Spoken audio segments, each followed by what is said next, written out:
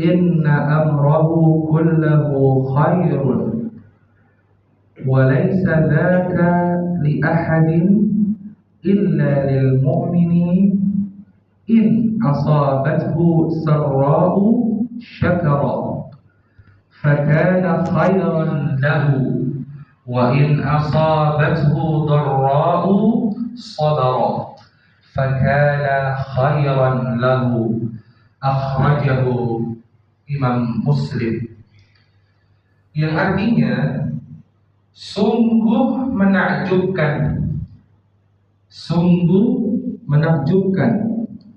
keadaan seorang mukmin. Di sini Nabi takjub dengan keadaan orang-orang yang beriman. Karena apa? Karena seluruh urusannya itu baik. Nah, di sini adalah bentuk rahmat Allah Subhanahu wa taala kepada umat Nabi Muhammad sallallahu alaihi wasallam. Umat Nabi Muhammad sallallahu alaihi wasallam diberikan banyak rukhsah, diberikan banyak keringanan.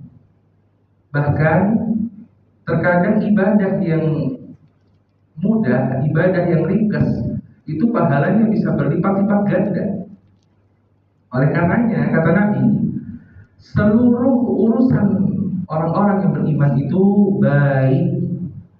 Dan ini salah satu bentuk rahmat Allah Subhanahu wa taala. Nah, hal ini tidak didapati kecuali pada diri seorang mukmin.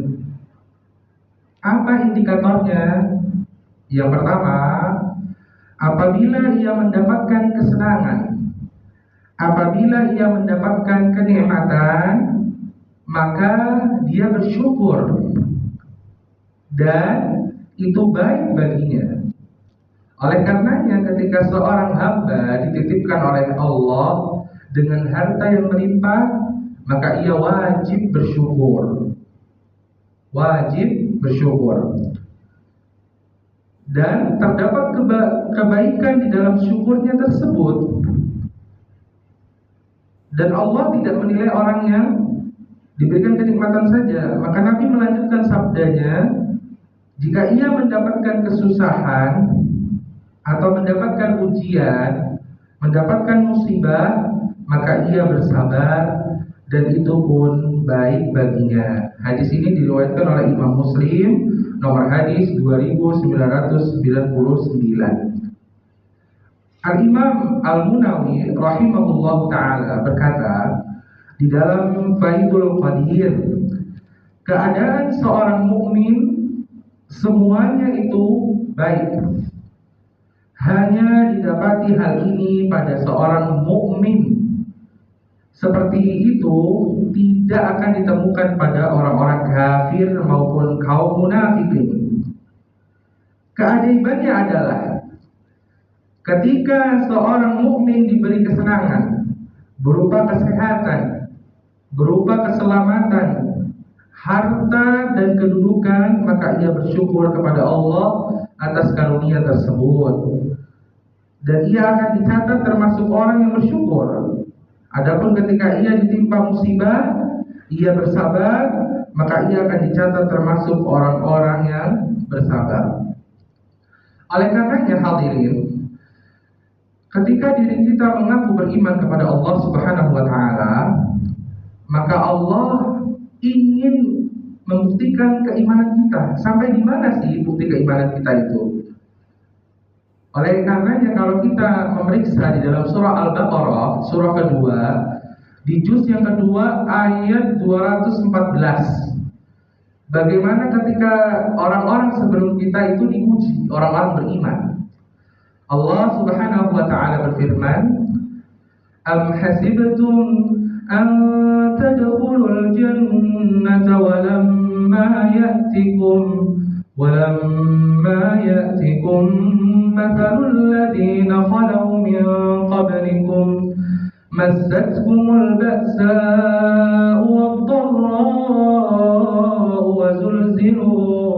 wa zulzilu hatta yaqula الرسول والذين آمنوا معه متى نصر الله ألا إن نصر الله قريب.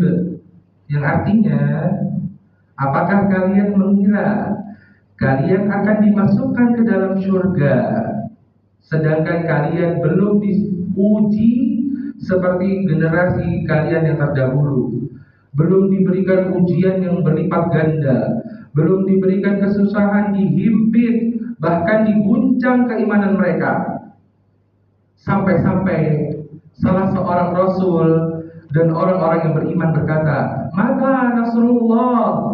Kapan pertolongan Allah? Maka Allah memberi jawaban, "Ala inna nasrallahi qarib." Maka ketahuilah bahwa pertolongan Allah itu sangat amat dekat.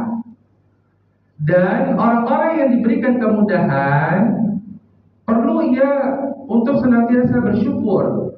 Oleh karenanya Islam memerintahkan ketika kita diberikan nikmat yang menimpa, ucapkan alhamdulillah alladzi bi ni'matihi tatimmus shalihat. Dan apabila kita diberikan kesusahan, ucapkan alhamdulillahi ala kulli hal. Allah Subhanahu wa taala berfirman, la in syakartum la azidannakum wa la in kafartum inna 'adzabi lasyadid. Jika kalian bersyukur, la in syakartum la azidannakum. Kata Allah, jika kalian bersyukur, maka akan aku tambahkan nikmat itu kepada kalian. Wala in kafartum, dan jika kalian kufur, kalian ingkar kepada nikmat Allah, maka ketahuilah bahwa sungguh azab Allah sangat amatlah pedih. Maka ujian dan kenikmatan itu akan selalu beriring-iringan. Dan setiap permasalahan itu pasti ada solusinya. Apa dalilnya? Surah Al-Insyirah, Surah Al-Nashrah, yang mana Allah Ta'ala berfirman, "Fa inna ma'al usri yusran, inna ma'al usri yusra." Maka sungguh pada kesulitan pasti ada kemudahan. Kemudian Allah pertegas di ayat selanjutnya, sungguh di setiap kesulitan pasti ada kemudahan. Oleh karenanya hadirin yang dirahmati oleh Allah Subhanahu wa taala, ketika kita ditimpa musibah, maka segera introspeksi diri. Introspeksi, muhasabah, kemudian berikhtiar untuk mencari solusi dari permasalahan tersebut. Dan apabila kita diberikan kenikmatan oleh Allah, jangan sombong, jangan merasa diri besar, jangan lupa ibadah kepada Allah, agar Allah Subhanahu wa taala memberikan kepada kita kebaikan yang berlipat ganda dan menjadi seorang mukmin yang sangat berkualitas. Ini saja yang bisa saya sampaikan. Kurang dan lebihnya mohon dimaafkan. Apabila terdapat kebenaran dalam penyampaian saya ini, itu murni datangnya dari Allah Subhanahu wa taala. Dan apabila terdapat kesalahan, itu datangnya dari syaitan dan dari diri saya pribadi. Semoga yang sedikit ini menambah wawasan dan dapat diamalkan dalam kehidupan kita sehari-hari. Untuk kesempurnaan majelis, kita tutup dengan doa kafaratul majelis.